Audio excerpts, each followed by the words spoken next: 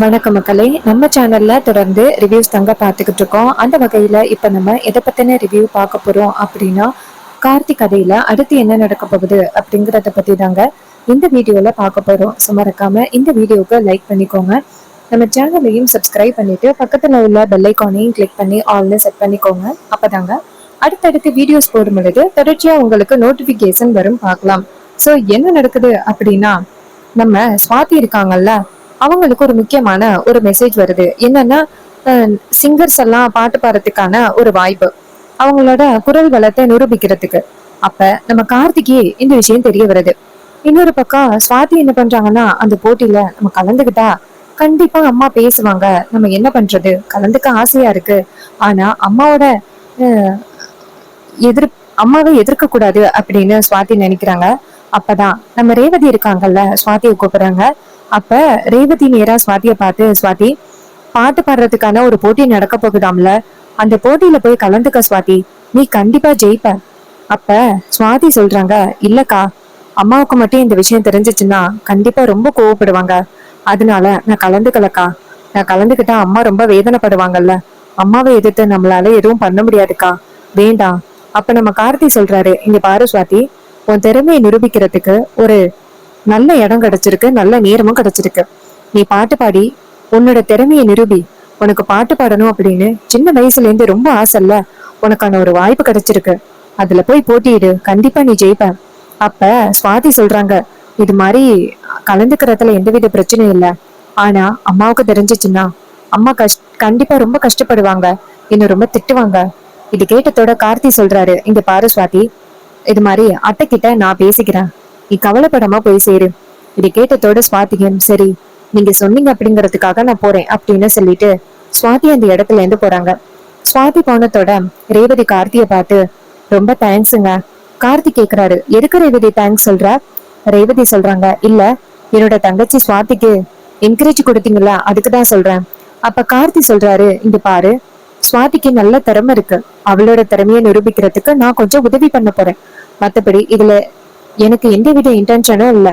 இது கேட்டதோட ரேவதியும் சரி அப்படின்னு சொல்ல கார்த்தி அந்த இடத்துல இருந்து போறாரு.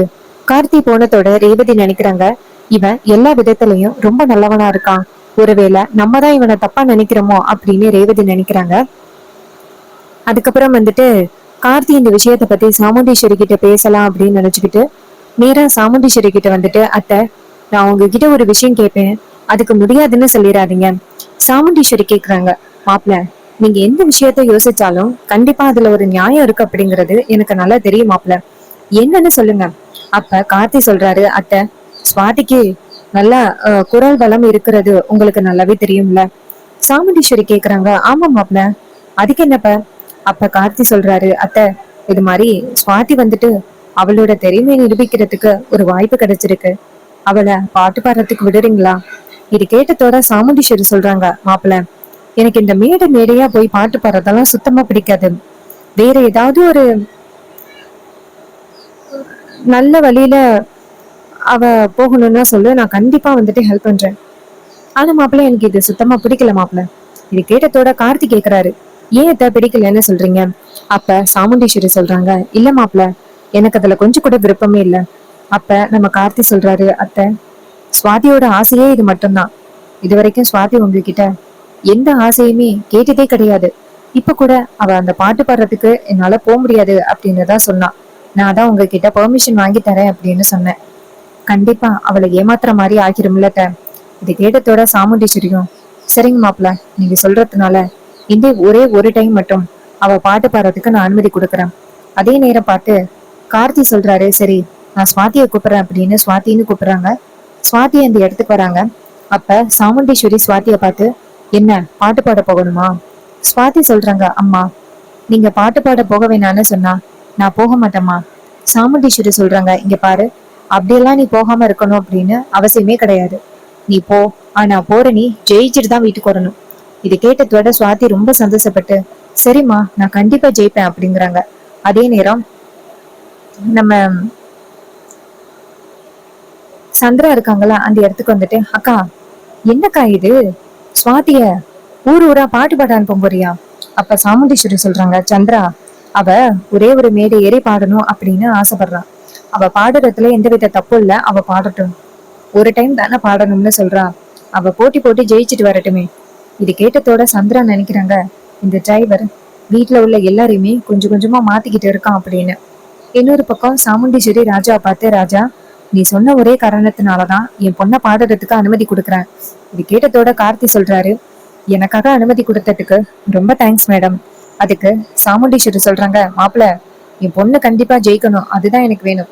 கார்த்தி சொல்றாரு, அத்தை, கண்டிப்பா சுவாதி ஜெயிப்பா, நீங்க வேணும்னா பாருங்க. இது கேட்டதோட சாமுண்டீஸ்வரியும் சரி அப்படின்னு சொல்ல, அப்புறமா சுவாதி வந்துட்டு நேரா ராஜா கிட்ட வந்துட்டு, ரொம்ப தேங்க்ஸ் மாமா. அப்ப கார்த்தி சொல்றாரு, சரி பரவாயில்ல சுவாதி. அப்ப சுவாதி சொல்றாங்க, அம்மா கண்டிப்பா பாட்டு பாடுறதுக்கு ஒத்துக்க மாட்டாங்க அப்படின்னு நினைச்சு நான் ரொம்ப கவலைப்பட்டேன். ஆனா அம்மா வந்துட்டு நான் பாட்டு பாடுறதுக்கு ஒத்துக்கிட்டாங்க.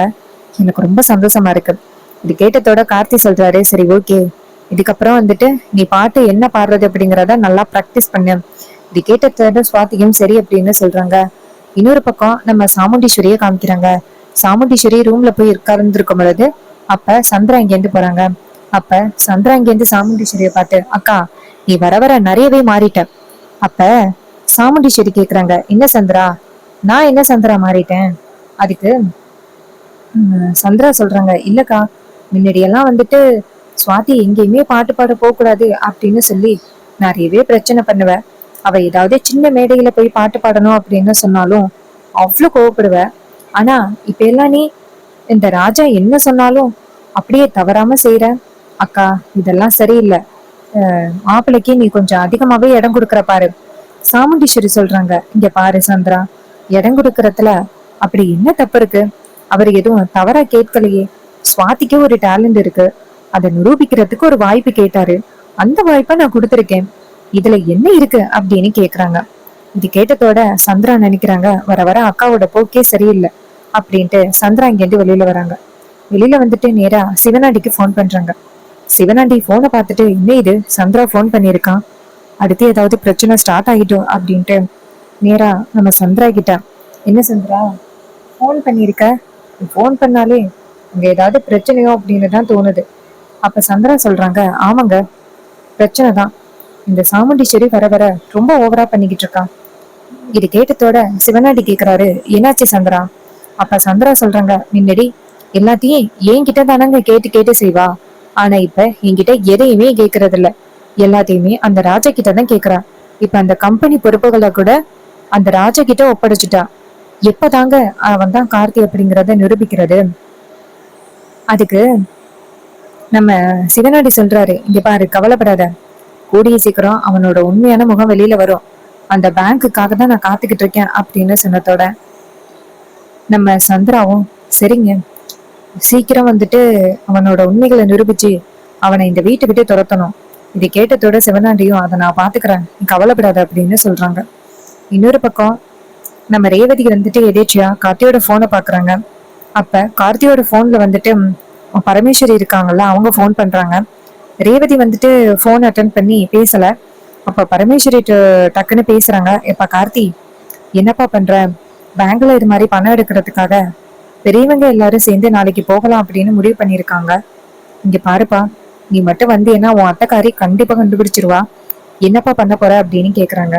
இது கேட்டதோட ரேவதிக்கு செம்ம ஷாக் ஆகுது. அப்ப பரமேஸ்வரி கேக்குறாங்க, கார்த்தி, என்னப்பா எதுவுமே பேசாம இருக்க? என்னது, ஒருவேளை சிக்னல் எதுவும் கிடைக்கலையோ? அந்த பக்கத்துல இருந்து யாருமே பேசல. சரி, கட் பண்ணிட்டு கொஞ்சம் நேரம் கழிச்சு அடிப்போம் அப்படின்ட்டு பரமேஸ்வரி போனை கட் பண்றாங்க. பரமேஸ்வரி போனை கட் பண்ணதோட ரேவதி வந்துட்டு நினைக்கிறாங்க, என்ன இது, பரமேஸ்வரி பாட்டி கார்த்தின்னு சொல்லிக்கிட்டு ராஜாவோட போனுக்கும் கால் பண்ணி பேசுறாங்க அப்படின்னு. அதே நேரம் கார்த்தி ரூமுக்குள்ள வராரு. ரேவதியோட கையில இருக்கிற அவரோட போனை பார்த்துட்டு ஷாக் ஆகுறாரு. அப்ப ரேவதி நேரா கார்த்தி கிட்ட, என்ன இந்த போனை தானே தேடுற அப்படின்னு சொல்லிட்டு போனை கொடுக்க, அப்ப கார்த்தி கேக்குறாரு, இந்த போனை எதுக்கு நீ எடுத்த? அப்ப ரேவதி சொல்றாங்க, ஏன் உன்னோட உண்மையான முகம் தெரிஞ்சிடும் அப்படின்னு பயப்படுறியா? கார்த்தி கேக்குறாரு, இங்க பாரு, நீ எந்த நோக்கத்தோட பேசுற? ரேவதி கேக்குறாங்க, இங்க பாரு, இதுல உள்ள பரமேஸ்வரி பாட்டி அப்படின்னு இருக்கே, அது என்ன உன் சொந்த பாட்டியா? அப்ப கார்த்தி சொல்றாரு, என்ன ரேவதி, உனக்கு பாட்டி அப்படின்னா எனக்கும் தானே பாட்டி. அப்ப ரேவதி சொல்றாங்க, புத்திசாலித்தனமா பேசுறேன் அப்படின்னு நினைக்காத. இங்க பாரு, நீ தானே ராஜ சேதுபதி தாத்தாவோட பேரன். இது கேட்டதோட கார்த்திக்கு செம ஷாக்கு. அப்ப ரேவதி கேக்குறாங்க, இப்ப உண்மையை சொல்ல போறியா இல்லையா? நீ தானே ராஜசேதுபதி தாத்தாவோட பேரன். பரமேஸ்வரி பாட்டி கார்த்தி அப்படின்னு போன்ல பேசினத நான் ஃபுல்லா கேட்டேன். இது கேட்டதோட நம்ம கார்த்திகே செம்ம ஷாக்கு. அப்ப நம்ம ரேவதி கேக்குறாங்க, இங்க பாரு, எதுக்காக இப்படி நடிச்சுக்கிட்டே இந்த வீட்டுக்குள்ள இருக்க? அப்ப நம்ம கார்த்தி சொல்றாரு, இங்க பாரு, நான் எதுக்காக இப்படி எல்லாம் பண்றேன் அப்படிங்கிறது உனக்கு தெரியலையா? நல்லா யோசனை பண்ணி பாரு. அப்ப நம்ம ரேவதி கேக்குறாங்க, இந்த குடும்பத்தை ஒண்ணு சேர்க்கறதுக்காக தான் நீ வந்தியா? அப்ப கார்த்தி சொல்றாரு, ஆமா, இந்த குடும்பத்தை ஒண்ணு சேர்க்கறதுக்காக தான் வந்தேன். அப்ப ரேவதி கேக்குறாங்க, அப்ப நீ எதுக்குப்பா என்ன கல்யாணம் பண்ண? என்ன கல்யாணம் பண்ணா இந்த குடும்பம் ஒண்ணு சேர்ந்துரும் அப்படின்னு நினைச்சியா? அப்ப கார்த்தி சொல்றாரு, இங்க பாரு, அந்த நோக்கத்தோட எல்லாம் நான் ஒண்ணு இங்க வரல. உனக்கே தெரியும், இந்த கல்யாணம் நடந்தது எதேச்சியா உங்க அம்மாவை நடத்தி வச்சது. எனக்கும் இதுக்கும் எந்த சம்மந்தமும் இல்லை அப்படிங்கறது உனக்கு நல்லாவே தெரியும். இது கேட்டதோட ரேவதியும், அது எனக்கு புரியுது, ஆனா இந்த விஷயம் மட்டும் அம்மாவுக்கு தெரிஞ்சிச்சுன்னா என்ன ஆகும் அப்படின்னு கொஞ்சமாவது யோசனை பண்ணி பாத்தியா? அதே நேரம் சாமுண்டீஸ்வரி இருக்காங்கல்ல, எதேச்சியா வந்துட்டு பாக்குறாங்க. வந்து பார்த்தா நம்ம கார்த்தியும் ராஜாவும் நம்ம ரேவதியும் வாக்குவாதம் பண்ணிக்கிட்டு இருக்கிறது சாமுண்டீஸ்வரிக்கு தெரியுது ஜன்னல் வழியா பார்த்துட்டு. அப்ப சாமுண்டீஸ்வரி நினைக்கிறாங்க, என்ன இது, ராஜாவும் ரேவதியும் சண்டை போட்டுக்கிட்டு இருக்காங்க. இந்த ரேவதிக்கு கொஞ்சம் கூட அறிவே இல்ல. மாப்பிள்ளை கிட்ட கொஞ்சம் தாழ்ந்து போகணும் அப்படின்னு நினைக்கவே மாட்டான். கண்ட மேனிக்கு அவ பாட்டுக்கு ஏதாவது சொல்லிக்கிட்டே இருப்பான். நம்ம போய் ரேவதி கிட்ட என்னன்னு கேட்டாதான் சரிபட்டு வரும் அப்படின்னு சொல்லிட்டு சாமுண்டீஸ்வரி போக பாக்குறாங்க. அப்பதான் நம்ம ரேவதி சொல்றாங்க, எதுக்கு இந்த மாதிரி பொய் சொல்லிக்கிட்டு வீட்டுக்குள்ள வந்திருக்கீங்க? இந்த விஷயம், இந்த ரகசியத்தை பத்தி அம்மாவுக்கு தெரிஞ்சிச்சுன்னா அம்மா என்ன பண்ணுவாங்க அப்படிங்கறத பத்தி நீங்க கொஞ்சம் கூட யோசனையே பண்ணி பாக்கலையா அப்படின்னு கேக்குறாங்க. சோ இதை கேட்டதோட சாமுண்டீஸ்வரி ஷாக் ஆகுறாங்க. என்ன இது, என்ன விஷயத்த பத்தி இவங்க பேசிக்கிட்டு இருக்காங்க அப்படின்னு. அப்ப நம்ம ரேவதி சொல்றாங்க, இங்க பாரு, உன்னை பத்தின உண்மை, நீதான் ராஜ சேதுபதி தாத்தாவோட பேரு அப்படிங்கிற விஷயம் மட்டும் அம்மாவுக்கு தெரிஞ்சிச்சு, அடுத்த செகண்டே நீ என் புருஷன் அப்படின்னு கூட பார்க்க மாட்டாங்க. உன்னை தூக்கி வெளியில வீசிடுவாங்க. அதுக்கப்புறம் இது மாதிரி தாத்தாவையும் நம்பிக்கை துரோகி அப்படின்னு சொல்லுவாங்க. இவ்வளவு பெரிய பிரச்சனை தெரியுமா? எதுக்காக நீ இப்படி பண்ண? அப்ப கார்த்தி சொல்றாரு, இங்க பாரு ரேவதி, நான் இந்த வீட்டுக்குள்ள வந்து அத்தையோட மனசை எப்படியாவது மாத்தி கோவில் கும்பாபிஷேகத்துக்கு கூட்டிட்டு போகணும் அப்படின்னு நினைச்சுதான் நான் இதெல்லாம் பண்ணேன். ஆனா கடைசியில இந்த கல்யாணமே வந்துட்டு நடக்கும் அப்படின்னு நான் எதிர்பார்க்கல. எனக்கு அத்தை சொன்னாங்க அப்படிங்கிற ஒரு காரணத்தினாலதான் நான் உன்னை கல்யாணம் பண்ணேன். மத்தபடி உன்னதான் கல்யாணம் பண்ணி இந்த குடும்பத்தை சேர்க்கணும் அப்படிங்கிற எண்ணத்துல எல்லாம் நான் இங்க வரல அப்படின்னு கார்த்தி சொல்றாரு. இது கேட்டதோட ரேவதி சொல்றாங்க, என்னதான் இருந்தாலும் கண்டிப்பா அம்மா நம்ப மாட்டாங்க. இது மாதிரி ராஜ சேதுபதி தாத்தா தான் இந்த மாதிரி எல்லாம் பிளான் பண்ணி கொடுத்தாரு, அதனாலதான் நீ இப்படி பண்ண அப்படின்னு நினைக்க போறாங்க. நீ என்ன ஆக போறியோ தெரியல அப்படின்னு சொன்னதோட கார்த்தி சொல்றாரு, ரேவதி அதை பத்தி நான் பாத்துக்கிறேன் அப்படின்னு. அதே நேரம் சாமுண்டீஸ்வரி இதையெல்லாம் காதல வாங்கிட்டு செம்ம ஷாக் ஆகுறாங்க. சாமுண்டீஸ்வரி அப்பதான் யோசிக்கிறாங்க, அப்ப சந்திரா இத்தனை நாளும் சொன்னது எல்லாமே உண்மையா? அப்ப நம்ம தான் சந்திராவை நம்பாம இருந்துட்டோமா அப்படின்ட்டு சோகமா வந்து உட்காந்துருக்காங்க. அப்பதான் நம்ம சந்திரா இங்கேருந்து வந்துட்டு, அக்கா, அவங்க கிட்ட எத்தனை தடவை சொன்னாலும் நீ நம்ப போறது கிடையாது. அந்த ராஜா மேல கண்மூடித்தனமா நம்பிக்கை வச்சிருக்க. ஆனா உன் நம்பிக்கை கண்டிப்பா ஒரு நாள் சதஞ்சு போக போகுது. அப்ப சாமுண்டீஸ்வரி ஷாக்காயி உட்கார்ந்து இருக்கிறத பார்த்துட்டு சந்திரா கேக்குறாங்க, அக்கா என்னாச்சுக்கா, ஏன்க்கும் உன் முகமே சரியில்லை? அப்ப சாமுண்டீஸ்வரி சொல்றாங்க, என்னை மன்னிச்சிரு சந்திரா. சந்திரா கேக்குறாங்க, அக்கா இப்ப எதுக்குக்கா என்கிட்ட மன்னிப்பு கேக்குற? அப்ப சாமுண்டீஸ்வரி சொல்றாங்க, இத்தனை நாளும் அந்த ராஜ சேதுபதியோட பேரை இந்த வீட்டுல உள்ளவன் தான் அப்படின்னு நீ சொன்ன. ஆனா நான் தான் கொஞ்சம் கூட நம்பவே இல்லை. ஆனா இப்பதான் எனக்கு கொஞ்ச நேரத்துக்கு முன்னாடி தெரிஞ்சிச்சு அவன் தான் அந்த ராஜ சேதுபதியோட பேரன் அப்படின்னு. இது கேட்டதோட சந்திராவுக்கு ரொம்ப சந்தோஷம். அக்கா இப்பயாவது புரிஞ்சுக்கிட்டியே, எப்படிக்கா உனக்கு உண்மை தெரிய வந்துச்சு? நான் சொல்லி நம்பவே இல்லை, என்னக்கா உனக்கு தெரிஞ்சிச்சு? சாமுண்டீஸ்வரி சொல்றாங்க, இப்பதான் அவன் அந்த ரேவதி கிட்ட உண்மையை சொல்லிக்கிட்டு இருந்தான். எல்லாத்தையுமே நான் காதல வாங்கினேன். இது கேட்டதோட சந்திரா ரொம்ப சந்தோஷப்பட்டு, தவளை தன் வாயால் கெடும் அப்படிங்கிறது உண்மை போல அவன் வாயாலேயே அவன் யாரு அப்படிங்கிறத ரேவதி கிட்ட சொல்லிட்டான் அப்படின்னு ரொம்ப சந்தோஷப்படுறாங்க. அப்ப சந்திரா சாமுண்டீஸ்வரியை பார்த்து, அக்கா அடுத்து என்ன பண்ணலாம்? அவனை இப்பவே இந்த வீட்டை விட்டு துரத்தி விட்டு மறுவேளை பார்க்கலாம் வாக்கா. அப்ப சாமுண்டீஸ்வரி சந்திரா கிட்ட, ஒரு நிமிஷம் இரு சந்திரா. சந்திரா கேக்குறாங்க, அக்கா ஒரு நிமிஷமா, எதுக்கக்கா வெயிட் பண்ண சொல்ற? அந்த மாதிரி ஒரு நம்பிக்கை துரோகிய இந்த வீட்டுல வச்சுக்க சொல்றியா? அதுக்கு சாமுண்டீஸ்வரி சொல்றாங்க, இல்ல சந்திரா, நான் வேற பிளான் பண்ணிட்டேன். முல்லாலதான் எடுக்கணும். அவன் எப்படி நம்பிக்கை துரோகம் பண்ணி இந்த வீட்டுக்குள்ள வந்தான், அவனுக்கு நம்ம சரியான பதிலடி கொடுக்கணும். அந்த ராஜ சேதுபதியும் பரமேஸ்வரியும் சேர்ந்து தானே அவ பேர் என்ன நடிக்கிறதுக்கு இங்க அனுப்பியிருக்காங்க. அவங்களுக்கு சரியான பதிலடி கொடுக்கணும். அப்ப சந்திரா சொல்றாங்க, சூப்பர்க்கா, நீ இதைத்தான் யோசிப்ப அப்படின்னு நான் எதிர்பார்க்கல. ஆனா நீ யோசிச்சதும் தரமானதுதான். அக்கா, நீ அடிக்கிற அடியில அந்த ராஜ சேதுபதியும் பரமேஸ்வரியும் இனிமே சாமுண்டீஸ்வரிய நம்ம எந்த விதத்திலையும் கஷ்டப்படுத்த கூடாது அப்படின்னு நினைக்கணும். நம்ம அம்மா இறந்ததுக்கே அந்த ராஜ சேதுபதி தானே காரணம். எவ்வளவு தைரியம் இருந்தா மறுபடியும் உறவுக்கு கை நீட்டி நம்மள மறுபடியும் நம்பிக்கை துரோகம் பண்ணியிருப்பாங்க. அவங்கள விடக்கூடாதுக்கா, பஞ்சாயத்தை கூட்டி அவங்கள அவமானப்படுத்தணும். இது கேட்டதோட சாமுண்டீஸ்வரி சொல்றாங்க, ஆமா சந்திரா, ஆனா என்னால இப்ப கூட நம்ப முடியல. அவன் வீட்டுக்குள்ளே இருந்து என்னையெல்லாம் எப்படி ஏமாத்தி இவ்வளவு பெரிய காரியத்தை பண்ணியிருக்கான். சோ இது கேட்டதோட சந்திரா சொல்றாங்க, அக்கா, இதுக்கு மேலேயும் நம்ம அவனுக்கு வந்துட்டு இடமே கொடுக்க கூடாது. நம்ம எப்படிப்பட்டவங்க அப்படிங்கிறத அவனுக்கு கூடிய சீக்கிரம் நிரூபிக்கணும் அப்படின்னு சொன்னதோட நம்ம சாமுண்டீஸ்வரியும் ஆமா சந்திரா அப்படின்னு சொல்றாங்க. அப்புறமா நம்ம கார்த்தியை காமிக்கிறாங்க. கார்த்தி வந்துட்டு எதிர்ச்சியா வெளியில வந்ததோட சாமுண்டீஸ்வரிய பாக்குறாங்க. சாமுண்டீஸ்வரி கார்த்தியை பார்த்து முறைக்கிறாங்க. கார்த்தி நினைக்கிறாரு, இப்ப எதுக்கு அத்தை இப்படி நம்மளை பார்த்து முறைக்கிறாங்க அப்படின்னு. அப்ப சாமுண்டீஸ்வரி மயில் வாகனத்தை கூப்பிடுறாங்க. மயில் வாகனம் அந்த இடத்துல வந்ததோட சாமுண்டீஸ்வரி மயில் வாகனத்திட்ட, மாப்பிள்ள, இது மாதிரி செங்கல் சூளையில நிறைய வேலைகள் இருக்குல்ல, அதெல்லாம் முடிஞ்சுட்டா அப்படின்னு கேக்குறாங்க. அப்பதான் மயில் வாகனம் சொல்றாரு, அத்தை, இந்த வேலைகள் எல்லாத்தையுமே வந்துட்டு மாப்பிள்ளை கிட்ட தானே கொடுத்துருந்தீங்க, அவருக்கு தான் தெரியும். அப்ப சாமுண்டீஸ்வரி கேக்குறாங்க, ஏன் உங்களுக்கு தெரியாதா? நீங்களும் இந்த வீட்டுல மாப்பிள்ளை தானே, நீங்களும் இந்த வீட்டுல மூத்த மாப்பிள்ளை தானே, எப்ப பார்த்தாலும் நான் அவர்கிட்டயே கேட்டுக்கிட்டு இருக்க முடியாதுல்ல, சொல்லுங்க.